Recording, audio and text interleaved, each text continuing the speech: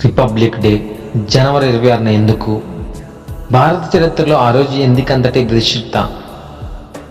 స్వతంత్ర భారతావని మొట్టమొదటి రాష్ట్రపతి డాక్టర్ రాజేంద్ర ప్రసాద్ గారు 1950 జనవరి 26న 21 పిరంగుల సెల్యూట్ సేకరించడంతో పాటు భారతీయ జాతీయ జెండాను ఎగరవేసి దేశాన్ని సంపూర్ణ గణతంత్ర దేశంగా ప్రకటించారు.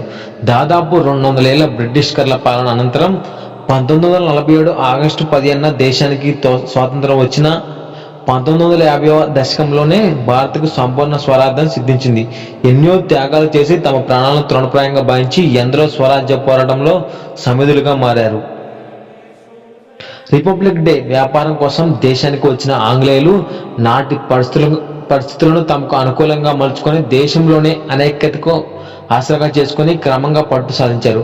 అనేక రాజ్యాలు సంస్థలుగా ఉన్న భారతావనిని విభజించి పాలించే విధానం అవలంబించి అధికారం హస్తగతం చేసుకున్నారు. దాదాపు 2 శతాబ్దాలకు పైగా ఆంగ్లేయుల పాలనలో ఉన్న భరతమాతకు సుదీర్ఘ పోరాటం తర్వాత 1947లో విముక్తి లభించింది. దేశ స్వాతంత్రం కోసం వేలాది మంది ధన మాన ప్రాణత్యాగాలు చేశారు. అహింస అనే ఆయుధంతో భారతీయులను ఒక తాటిపైకి తీసుకొచ్చిన గాంధీ జాతీయ ఉద్యమాన్ని కొత్త పంతులు తొక్కించారు. అయితే 1947 ఆగస్టు 15న స్వాతంత్రం వచ్చిన 1950 దశకంలోనే దేశానికి సంపూర్ణ స్వరాజ్యం సిద్ధించింది. స్వాతంత్రం తర్వాత గణతంత్ర దేశంగా 1950 జనవరి 26న భారత్ అవతరించింది. అదే రిపబ్లిక్ డే. అయితే దీన్ని ప్రాముఖ్యత తెలియని జనానికి ఇదొక సాధారణ సెలవు రోజు.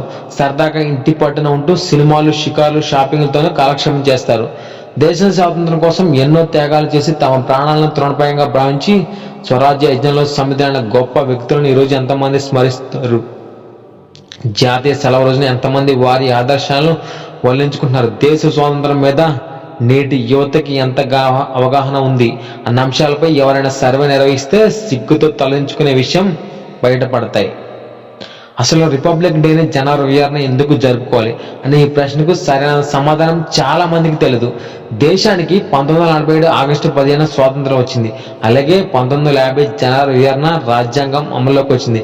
కాబట్టి ఏటా అదే తేదీన రిపబ్లిక్ డే జరుపుకుంటామని భావిస్తారు. ఇందులో కాస్త నిజం లేకపోలేదు. అయితే దీని వెనుక బలమైన కారణం ఉంది. వాస్తవానికి భారత రాజ్యాంగాన్ని 1949 నవంబర్ 26న ఆమోదించారు. దీన్ని అమలు చేసే తేదీకి ఒక ప్రాముఖ్యత ఉండాలనే ఉద్దేశంతో 2 నెలలు వేచి ఉన్నారు.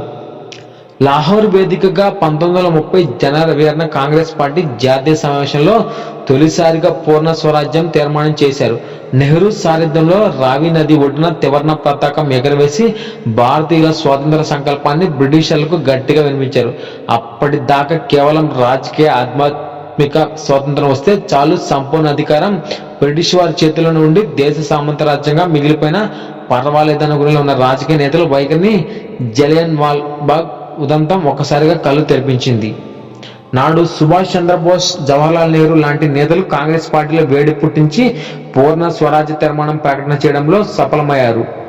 ఆ రోజున స్వాతంత్ర దినోత్సవంగా పరిగణించాల్సిందని కాంగ్రెస్ పార్టీ కూడా దేశ ప్రజలకు పిలుపునిచ్చింది. అంతటి చారిత్రక ప్రాధాన్యం ఉన్న తేదీ చివరి స్థాయి కల్పించాలన్న సదుద్దేశంతోనే నవభారత నిర్మాతలు రాజ్యాంగ రచన 1949లో పూర్తయిన మరో 2 నెలలు ఆగి 1950 జనవరి నుంచి దాన్ని అమలులోకి తెచ్చారు.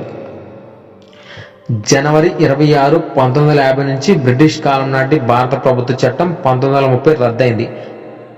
భారతదేశం సర్వసత్తాక సామ్యవాద లౌకిక ప్రజాస్వామ్య గణతంత్ర రాజ్యంగా అవతరించింది. స్వాతంత్రం వచ్చిన తర్వాతే దేశానికి రాజ్యాంగం ఉండాలని భావించిన నాటి దార్శనికులు, మేధావులు రాజ్యాంగ పరిషత్ని ఏర్పాటు చేశారు. దీనిని అధ్యక్షులుగా డాక్టర్ బాబు రాజేంద్ర ప్రసాద్ ఎన్నుకోగా రాజ్యాంగ రచన ముసాయిదా కమిటీ చైర్మన్ గా డాక్టర్ అంబేద్కర్ ను చైర్మన్ గా నియమించారు. రాజ్యాంగ రచనకు ఎంతో మంది మేధావులు వివిధ దేశ రాజ్యాంగాలు పరిశీలించి అధ్యయనం చేసి ప్రజాస్వామ్య విధానంలో రూపొందించారు. అనేక సవాళ్ల అనంతరం 1949 నవంబర్ 26న దీనిని రాజ్యాంగ పరిషత్ ఆమోదించింది. భారత రాజ్యాంగాన్ని రూపొందించుకు 2 సంవత్సరాల 11 నెలల 18 రోజుల కాలం పడింది. రాజ్యాంగ రచనకు మొత్తం 64 లక్షల ఖర్చు అయింది. భారత రాజ్యాంగానికి 1935 భారత ప్రభుత్వం చట్టం మూలాధారం అయినప్పటికీ అందులో అనేక అంశాలను ఇతర రాజ్యాంగాల నుంచి గ్రహించారు. బ్రిటిష్ పరిపాలన నుంచి విముక్తి పొందిన తర్వాత భారత పౌరులందరినీ ఒక ప్రజాస్వామ్య వ్యవస్థలో నడిపించడానికి, స్వాతంత్ర పోరాట ఆశయాలను నెరవేర్చడానికి రాజ్యాంగ పరిషత్తును ఏర్పాటు చేసి ప్రపంచంలోని అతిపెద్ద ప్రజాస్వామ్య రాజ్యాంగాన్ని రూపొందించారు. ఇది జనవరి 26, 1950 నుంచి అమల్లోకి వచ్చింది.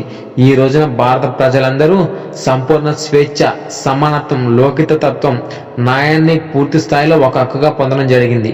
ఈ ఏడాది గణతంత్ర దినోత్సవం వేళ గణతంత్ర పరేడ్కు పోటీగా అదే రోజున సాగు చట్టాలకు వ్యతిరేకంగా భారీ ఎత్తున రైతులు పరేడ్ నిర్వహించడం గమనార్హం. ప్రజలు పోరాడి సాధించిన ఈ గణతంత్రంలో రైతులు, కార్మికులు లేకుంటే కండపుష్టి వచ్చేది కాదని, ఆ రోజు స్వాతంత్రం తెచ్చింది రైతులే. ఈ 74 ఏళ్ల స్వాతంత్రం భారతం యొక్క మనుగడను కాపాడుతున్నది రైతులని ప్రజాస్వామ్యవాదులు అంటున్నారు. ఇక తొలి గణతంత్ర దినోత్సవం నాటికి డాక్టర్ రాజేంద్ర ప్రసాద్ భారత రాష్ట్రపతిగా ఉన్నారు. రాజ్యాంగం అమలైన తర్వాత ఆయన ప్రస్తుత పార్లమెంట్ దర్బారాల్లో రాష్ట్రపతిగా ప్రమాణం చేశారు. 5 మైళ్ళ పొడవున సాగిన పరేడ్ తర్వాత ఆయన ఇర్విన్ స్టేడియంలో జాతీయ జెండాను ఎగరవేశారు. విదేశీ పరిపాలన పూర్తిగా అంతరించి అధికారాన్ని అప్పగించిన గుర్తులే రిపబ్లిక్ డే. స్వతంత్ర దేశంగా పురుడు పోసుకొని ప్రపంచ దేశాల కూటమిలో సంపూర్ణ స్వతంత్ర దేశంగా భారత్ నిలిచింది. ఈ వీడియో అంతే ఫ్రెండ్స్. ఈ వీడియో మీకు నచ్చినట్లయితే ఖచ్చితంగా షేర్ చేయండి. ఎవరికైతే గణతంత్ర దినోత్సవం గురించి తెలియకపోతే వారికి పక్కాగా ఈ వీడియోని అయితే షేర్ చేయండి. మరెన్నో లేటెస్ట్ వీడియోస్ కోసం మన ఛానల్ని డైలీ ఫాలో అవుతున్నాండి. Thank you friends. Thanks for watching.